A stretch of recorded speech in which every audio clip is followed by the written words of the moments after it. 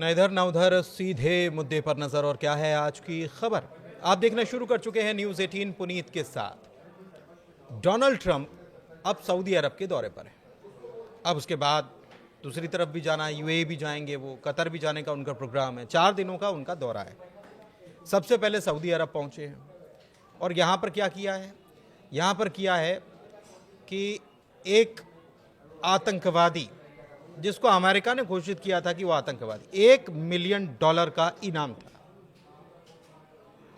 और उससे मिलाया है डोनाल्ड ट्रंप ने हाथ।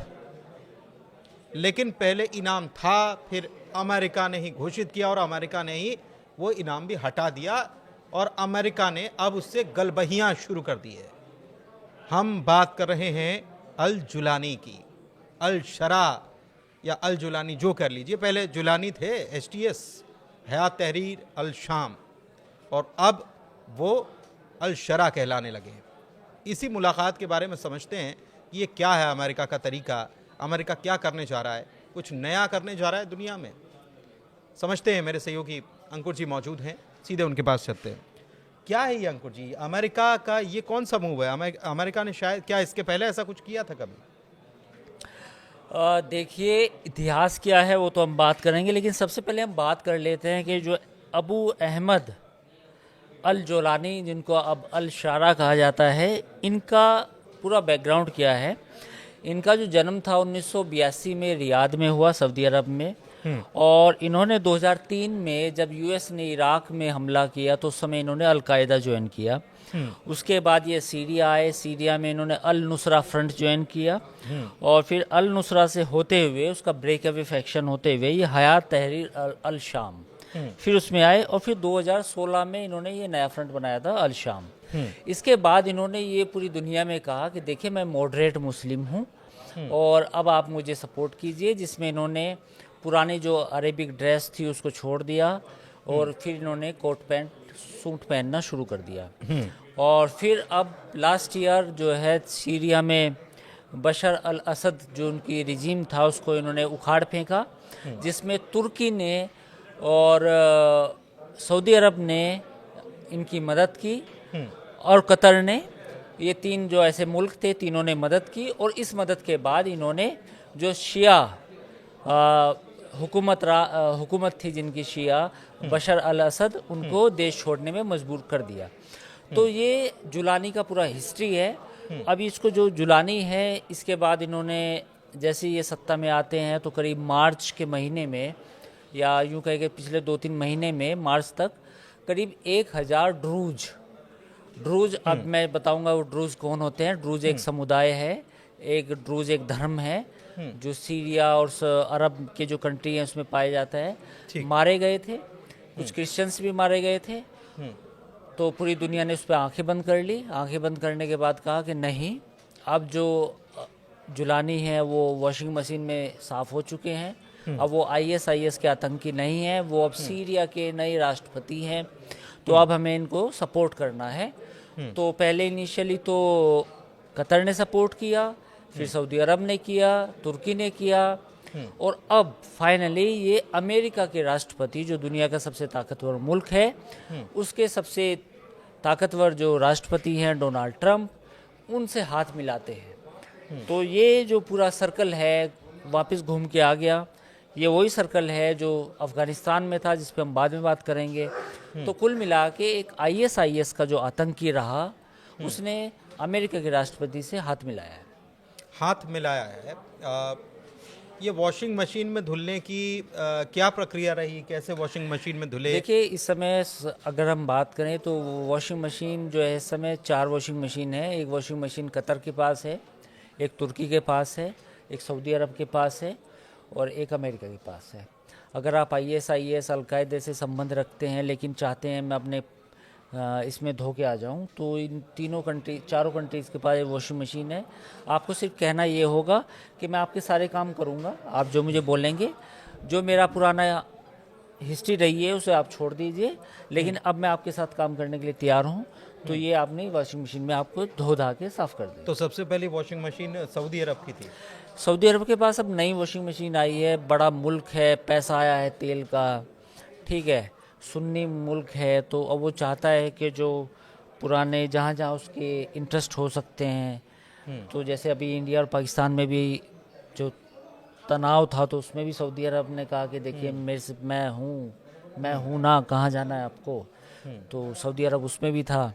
अब जुलानी की मुलाकात डोनाल्ड ट्रंप से कराई।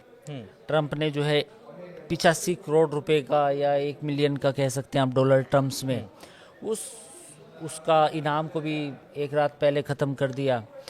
तो ये नई वॉशिंग मशीन आई है मिडिल ईस्ट में, जो अब सऊदी अरब के पास भी है। लेकिन ये कितना हैरान करता है कि अमेरिका ने जिसके ऊपर इनाम रखा कि इसको पकड़ कर कैसे भी इसकी खबर कर दो, हम आपको $1 मिलियन देंगे, और उसी के राष्ट्रपति सीधे जाकर मुलाकात कर लेते हैं, सऊदी अरब में हाथ मिलाते हैं, गले मिलते हैं, और साथ में तुर्की के अर्दवान जो है वो भी जुड़े हुए थे ऑनलाइन। बेसिकली देखिए, अगर दर्शक कुछ समझना चाहें, अगर जियो पॉलिटिक्स को समझना चाहें, तो इसे ऐसे समझे कि अगर मेरे फ़ायदे का है, ख़ास तौर पे वेस्ट के, अमेरिका के, तो वो चाहे आईएस का बंदा क्यों ना हो, वो अलकायदा का बंदा क्यों ना हो, वो हमारा है। और अगर वो हमारे खिलाफ है, हमारी मुखालफत कर रहा है, तो फिर जो है हम उसको आतंकवादी कह देंगे, उसको यूएन डेजिग्नेटेड टेररिस्ट कह देंगे। तो ये अमेरिका की पॉलिसी आज की नहीं है, ये पॉलिसी तब की है जब अफ़गानिस्तान में तालिबान आए थे। तालिबान से पहले इन्होंने लड़ाई की जब 9/11 हुआ, और बाद में इन्होंने दोस्ती की। आज तालिबान अफ़गानिस्तान में सत्ता में है, आज वहाँ बच्चों को स्कूल नहीं भेजा जा रहा। तो आज किसी भी वेस्ट के किसी भी कंट्री में कोई एहतजाज नहीं हो रहा, कोई विरोध प्रदर्शन नहीं हो रहा, अमेरिका चुप बैठा है, लाखों हजारों अफ़गान बच्चियाँ स्कूल नहीं जाती, तब किसी को परवाह नहीं है कि दुनिया कहाँ जा रही है। ये एक चीज़ और है, हूती इसको लड़ाके हैं, विद्रोही हैं, उनको आतंकवादी घोषित कर दो, हमास को आतंकवादी घोषित कर दो, हिजबुल्लाह को आतंकवादी घोषित कर दो, ये सब अमेरिका और कुछ लोगों ने मिलकर ये तय कर रखा है। लेकिन एक चीज़ है इसमें, इस रीजन की, मिडिल ईस्ट के रीजन की बात करें, और ये जो हुआ है, ये हाथ मिलाना और दोस्ती प्रगाढ़ता, ये सब जो हुआ है, इजराइल को बुरा नहीं लग रहा? बिल्कुल, इजराइल की, मुझे लगता है कि इजराइल अपनी जगह सही है। इजराइल की आज कोई गलती नहीं निकाली जा सकती। इजराइल ने कहा है कि जुलानी का अल नुसरा फ्रंट हो, या अल शाम हो, या हमास हो, या मुस्लिम ब्रदरहुड हो, ये सब एक है। इस मामले में आप उनसे इख्तिलाफ रखते हो, आप उनकी राय से इजराइल को पसंद भी ना करते हो, पर इजराइल की पॉलिसी क्लियर है। या तो इधर है या उधर है, या इधर है उधर है। अमेरिका का क्या है, आप देखिए ना, कल जिस अलकायदा ISIS को कहा कि भैया ये तो आतंकवादी संगठन है, तो आज ISIS से जुड़ा हुआ व्यक्ति जिसका नाम जुलानी है, जो अब सीरिया का नया राष्ट्रपति है, जिसकी समझ ही वैसी है, जिसका काम करने का तरीका वैसा जिसने होगा, पूरे जीवन में वो यही किया। 2003 में वो अलकायदा ज्वाइन किया था, 2003 में, और उसकी डेट ऑफ बर्थ 1982 है, यानी कि वो सिर्फ 22 साल का था, 21 साल का था। तो उसकी रगों में ये सब सारी चीजें। उसने कौन सी यूनिवर्सिटी से पढ़ाई की है, आप मुझे ये बताइए। वो तो जब 21 साल का था उसने तो अलकायदा ज्वाइन कर लिया था। उसकी पूरा जीवन 20 साल का जो इतिहास है, वो 20 साल का इतिहास पूरी लड़ाई का है, और आज वो वॉशिंग मशीन में धुल के ऐसे आ गया कि आप उसके साथ हाथ मिला रहे हो। अमेरिका का ये फैसला इजराइल को तो जाहिर तौर पर नहीं आ रहा होगा, या अगर क्षेत्रीय दृष्टिकोण से देखें तो सीरिया और इजराइल जो है वो आपस में सीमाएं तो साझा करते हैं, तो वहाँ पर फ़ायदा इजराइल को है? नहीं, इजराइल का और सीरिया की सीमा नहीं है, बहुत सारी चीज़ें हैं। ये सीरिया का एक बड़ा इलाका है गोलन हाइट्स, पानी वाला इलाका। नहीं, पहाड़ वाला इलाका। हाँ, तो ऊपर पानी भी है वहाँ हाँ, पर, ऊपर पानी में झील भी है, और वो उसी को वो स्ट्रेटेजिक इलाका है, वो ऊंचाई पे है, वहाँ से आप काफ़ी दूर तक आप अपना सर्विलांस भी निगरानी कर सकते हैं। तो जो गोलन हाइट्स है, इजराइल का फिलहाल उस पर कब्जा है, वो इजराइल का भी हिस्सा मानता है। तो उस गोलन हाइट में ड्रूज पॉपुलेशन रहती है, ड्रूज बोलते हैं उनको। ड्रूज बेसिकली वहाँ का स्थानीय समुदाय है, जो इस्लाम से उसकी रूट्स कहीं ना कहीं मैच करती है, पर वो डिफरेंट है, वो मोनोलिथिकल और रिलीजन है। तो ये जो सुन्नी ग्रुप्स हैं ये ड्रूज पे भी हमला करते हैं।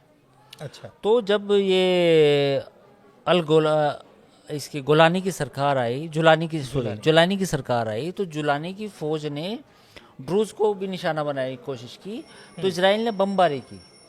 इसराइल का कहना ये है कि जो सीरिया की ड्रूज पॉपुलेशन है जो करीब 7 से 8 लाख के बीच में है, इसने साफ तौर पे जुलानी को चेतावनी दे रखी है कि अगर आपने ड्रूज पॉपुलेशन के साथ कुछ किया तो हम आपको छोड़ेंगे नहीं। ये इजराइल का कहना है।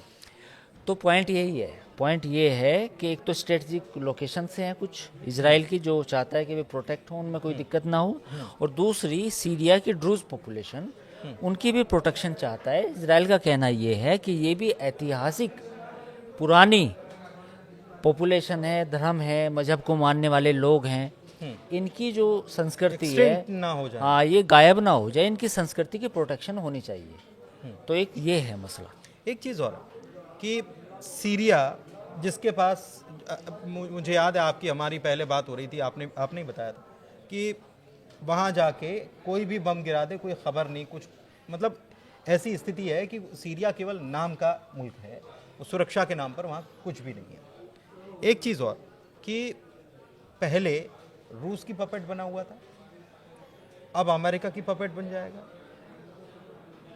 बिल्कुल आपने सही सवाल, बिल्कुल सवाल खड़ा किया। खुद का अभी बशर अल असद शिया थे, उनको ईरान की सपोर्ट हासिल थी, ईरान की वजह से रशिया की सपोर्ट हासिल थी, और जुलानी जो हैं सुन्नी हैं, इनको सऊदी अरब की सपोर्ट हासिल है, तुर्की की सपोर्ट हासिल है, कतर की सपोर्ट हासिल है, और फिर फाइनली अमेरिका की सपोर्ट हासिल है। तो पहले जो सीरिया था वो शिया जो रिजीम था उनका फुटबॉल था, अब ये जो सुन्नी सरकार आई अब इनकी फुटबॉल बनेगा। तो अब समझ सकते हैं आप क्या हालत है सीरिया। लेकिन तुर्की और इजराइल के बीच में इस बात को लेकर क्या तनातनी है। तनातनी? हाँ बिल्कुल, तुर्की भी इस पूरे रीजन में तो चाहता है नया कि उम्मा उसी का बनना खेल चाहता है। चले। बिल्कुल वो चाहता है कि हम नए लीडर हैं, लेकिन कहीं ना कहीं फिर लगता है कि सऊदी अरब का भी को लगता है कि यार हम भी तो है ना कुछ।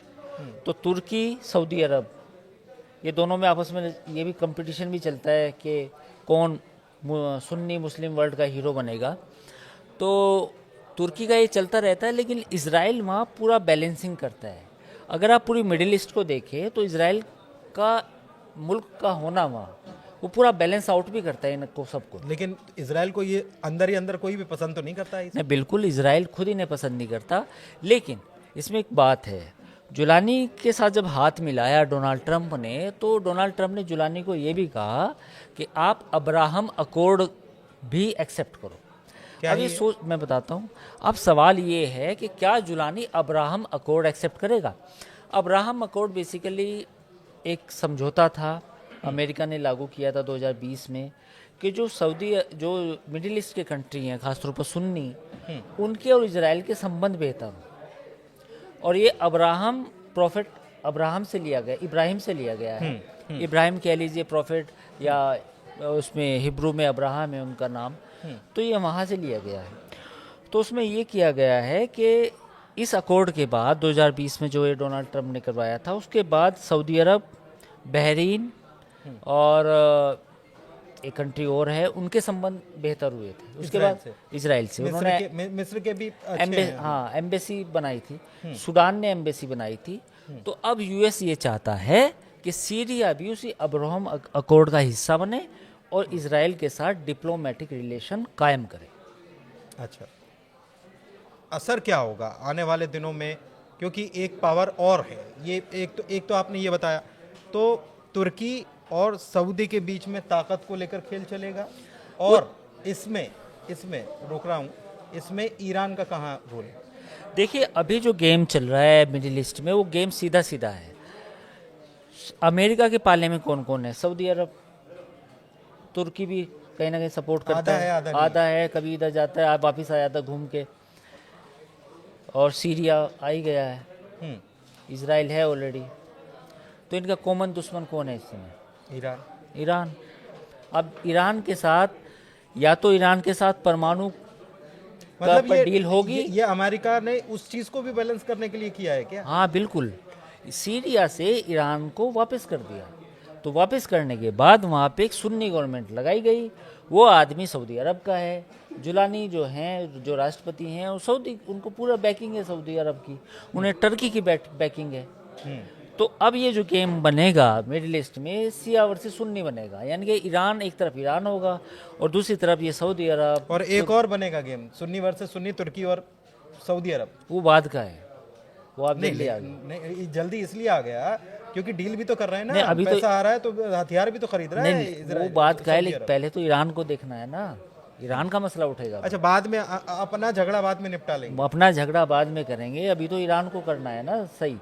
अब ईरान के साथ जो लड़ाई होनी है इनकी, जो हो सकती है अगर समझौता नहीं हुआ, ईरान पर दबाव बनाने की कोशिश कर रहे हैं, तो अगर नहीं समझौता हुआ तो फिर ईरान के साथ लड़ाई होगी। तो ये पूरा ऐसे पावर गेम चल रहा है यहाँ पे। तो आप समझे होंगे कि क्या ये क्यों $1 मिलियन जिसके ऊपर इनाम था, अमेरिकी राष्ट्रपति डोनाल्ड ट्रंप उससे गले मिलते हैं, हाथ मिलाते हैं, पलक पावड़े बिछाकर स्वागत भी होता है यहाँ पर। और कौन मिलवाता है? सऊदी अरब के प्रिंस मोहम्मद बिन सलमान उन्हें मिलवाते हैं।